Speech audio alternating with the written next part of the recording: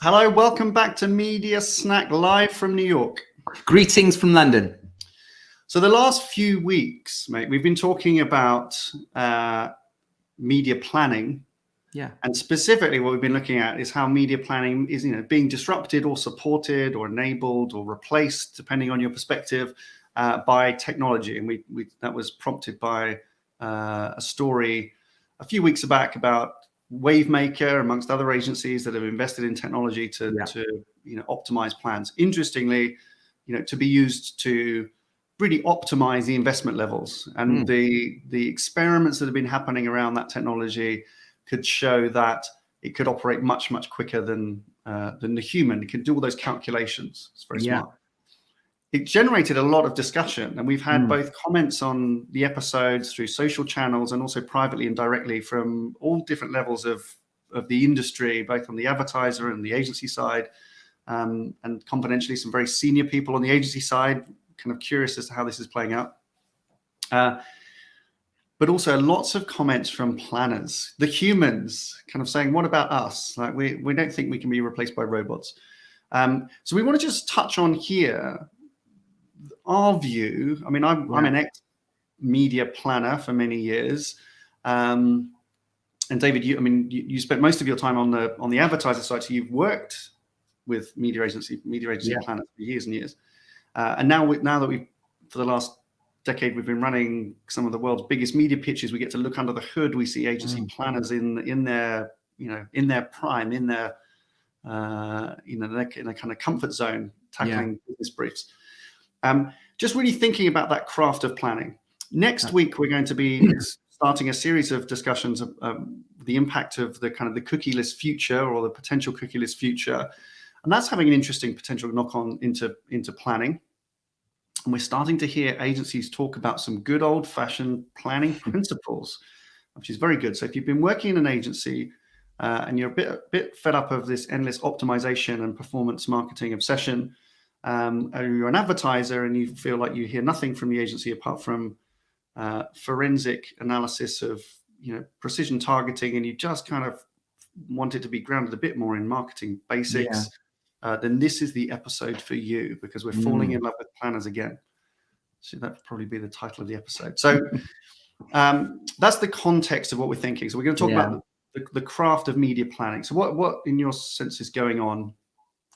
Well, I mean, we've talked for hours on Media Snack, about the sophistication of media thinking, about the sophistication of media agencies, using tools and technology to enable, better business outcomes through smarter kind of plans. And perhaps we're guilty of kind of elevating media to such a highly sophisticated level that there's a danger that we forget about the very basics.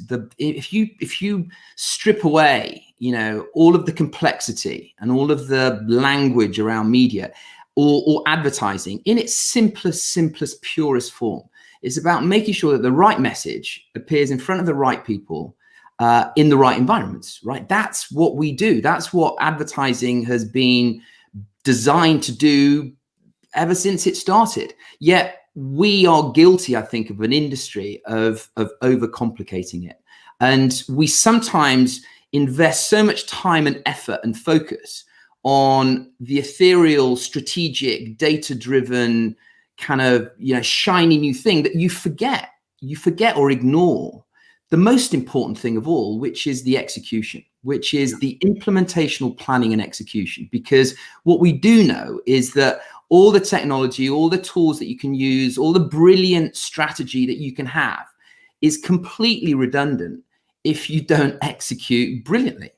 And so, kind of what we've been thinking about, or what I've been thinking about, is perhaps arguably, the most important person within the media delivery supply chain is the person that takes real effort and care and craft in making sure that message is executed perfectly. And so you can keep all your data scientists or your ethereal strategic thinkers.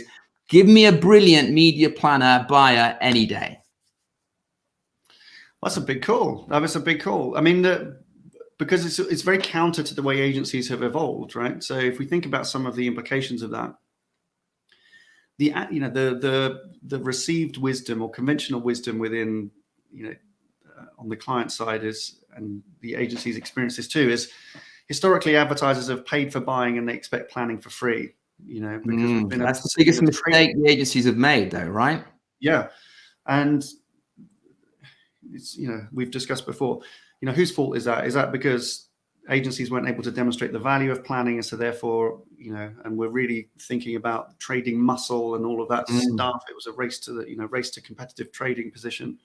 The planners got kind of left behind a bit in the tsunami of obsession about lowering media pricing. And they were kind of getting in the way. Frankly, I felt that when I was at the agency. Sometimes felt like the planner, you're getting in the way of the trading deal here, so just kind of back off.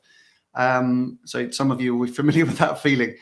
And from the advertiser's perspective, you've kind of been conditioned not to pay for planning. It was bundled in. It was, when you were paying commission, it was just part of the commission. And then when you started separating out fee, you went, oh, planning is expensive.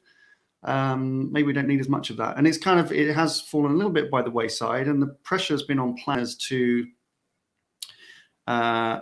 become jack of all trades, really, and maybe take your eye off the ball, some of those basic principles. When we talk about basic principles, some of the things that we're referencing, just so we're kind of clear.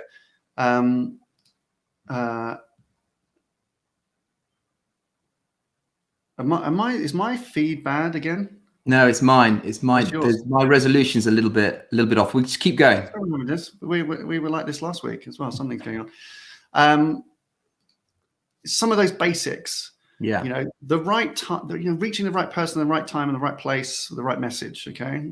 A media planner is going to obsess about that in a way that maybe AI cannot or cannot yet. Really important. It's very important for a media planner as well to keep making sure that media is a part of the marketing function, is part of the marketing thinking, that can relate media to the brand managers in a way that an AI or optimization exercise can't. And we've commented in the past how we felt that media is in danger of becoming a financial engineering exercise. Yeah. And that's where in recent years where perhaps advertisers have relied on these giant buying agencies to help them with that pursuit, that race to the bottom on cost or squeezing every dollar or whatever you want to call it. But you need a media planner involved who can actually translate the investment to drive growth, and it can relate it back in a human way to the brand manager. So, it's what we were talking about last week, is the combination of the human with the technology. Yeah.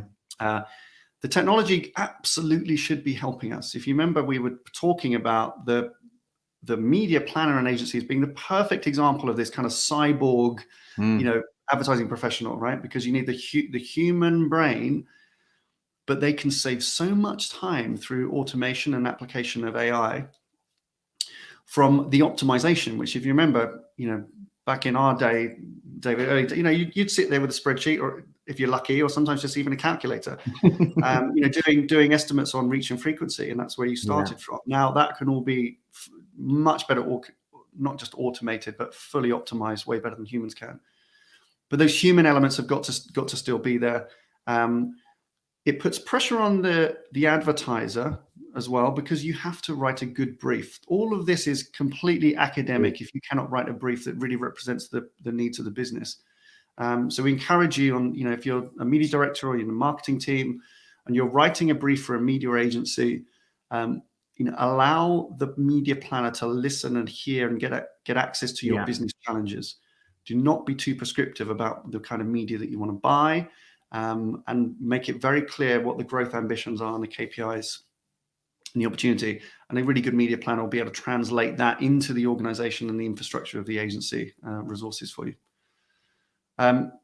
So as an advertiser, as a marketer, how do we get them to fall in love with planners again?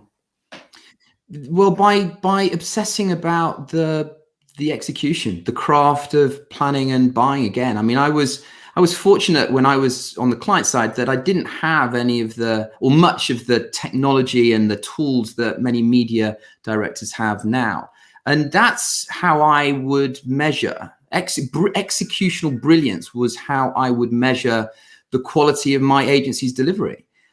So I think as a media director in-house, don't ignore media execution, obsess about it. Simplify the narrative internally without dumbing it down, and make sure that your internal stakeholders are equally aware of the importance of execution as they are of strategy. But finally, and probably most importantly, celebrate brilliant execution. Again, when I was at Nike, they had this annual internal competition, which was called the MC Squared Awards, where every market, every region supplied the very best media thinking and execution. And the winner got this most amazing kind of award and prize with their agencies. And it was the most sought after and cherished kind of moment of the year when the winners were announced. And there weren't too many brilliantly strategic plans in there. Almost all of the ones that succeeded and that won and that became famous within the organizations were the ones that had brilliant execution. And so, that resonates. That really does resonate, because media, even now, media is still a local marketplace, and brilliant execution will always, always outdo strategy on its own. Yeah. Good. Okay. Donna's watching and said that your picture is perfect, David. I'm not sure about that, whether it's about you or your Wi-Fi. She doesn't say anything about me. It's a nice quick episode here. Yeah. The other element that now I'm about to extend much longer, but if you've followed us for a while, you've probably heard us say this a few times, is that advertisers are getting excited about a bunch of different things and worried about a bunch of different things over the years. And brand safety, obviously, is a thing which is very, very paramount. It's kind of reached a peak a few years ago where there's some really concerning issues of brands appearing in the wrong content, and lot has been done to start to address that. At its heart, though, brand safety is a planning issue, right? Yeah. Let's just call out what it is. Brand safety is planning. It's a planning problem, and we don't even believe that as a brand safety is a problem. We say brand safety is not what you should be worried about. You should be worried about brand care, because you actually really cared about where your brand went. If you really cared, now you might care as a marketer, but unless you tell your agency or anyone else that's touching your money that you really, really care where your brand exists in the world and where it goes and sits, then those brand safety issues are unlikely to happen. Okay, you have to make provision for that. You don't just measure it. And the person who's going to be most receptive to that question in the entire agency ecosystem and probably in the entire supply chain is the media planner. So if you tell the media planner, you can tell them over dinner, but also put it in the agency contract that it's really important that where your brand sits is important. That is a beautiful opportunity for a media planner to start to think about brand in context. Yeah, we are going to start talking about this a bit more next week in the context of the cookieless world, because if you haven't heard it yet, the new innovation is contextual placement of advertising. It's a whole new thing no one thought about before. I'm joking, of course. Like, we're going back to those basics. Where the ad sits, where it appears in the world, is a great indication of how that brand behaves in the world, which in our view is what media is all about. Yeah. And that is how you build brand reputation. It's not what you say, it's what you do as a brand. And media helps you understand what to do as a brand. Very important. So a love letter to planners. We appreciate your comments. Let us know what you think. If you're a planner, how do you feel about that in a big agency? There's been talk about planners leaving agencies, and there's been lots of, establishing little planning hot shops and, independent sector around independent media planning. Is that a blip or a trend? Is it a symptom of an issue? Let's see. We'll love your comments. And as I say, we'll pick this up in the context of Google's announcements again next week. Anything else on that? Or we wrap within 20 minutes? Yeah, job done. Good. Well done. Thanks for watching. We'll see you next week. Bye for now.